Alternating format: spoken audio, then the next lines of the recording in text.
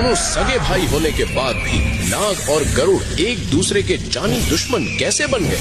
आखिर क्यों गरुड़ हमेशा बेचारे नाग को मारने की कोशिश करता है? ऋषि कश्यप की 2 पत्नियां थीं, कद्रु और विनीता। उसमें से पत्नी कद्रु ने पति कश्यप की बहुत निस्वार्थ भाव से सेवा की, जिससे प्रसन्न होकर ऋषि कश्यप ने उनसे वरदान मांगने को कहा। कद्रु ने 1000 विषधारी पुत्रों का वरदान मांगा। तब ऋषि कश्यप की कृपा से शेषनाग, वासुकी नाग, तक्षक नाग और हजारों विष वाले नागों की उत्पत्ति हुई।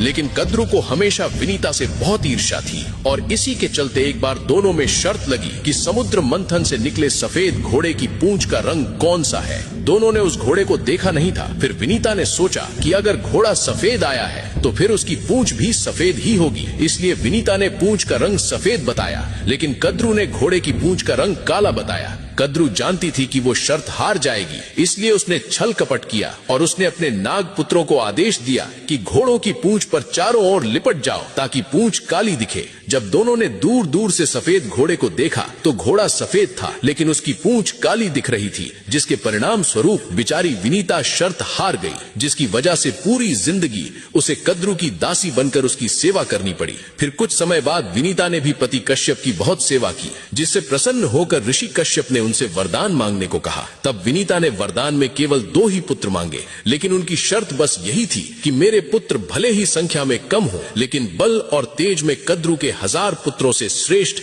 और शक्तिशाली होने चाहिए। तब ऋषि कश्यप की कृपा से उन्हें पहला पुत्र अरुण आया, जो भगवान सूर्य के सारथी बना, और दूसरा पुत्र गरुड़ आया। लेकिन जब गरुड़ को अपनी माँ की गुलामी का पता चला तो उन्होंने कसम खाई कि अपनी माता के साथ हुए अन्याय, छल और अपमान के लिए वो नागों को कभी क्षमा नहीं करेंगे। और बस तभी से नाग और गरुड़ सगे भाई होने के बावजूद भी एक दूसरे के जानी दुश्मन बन गए।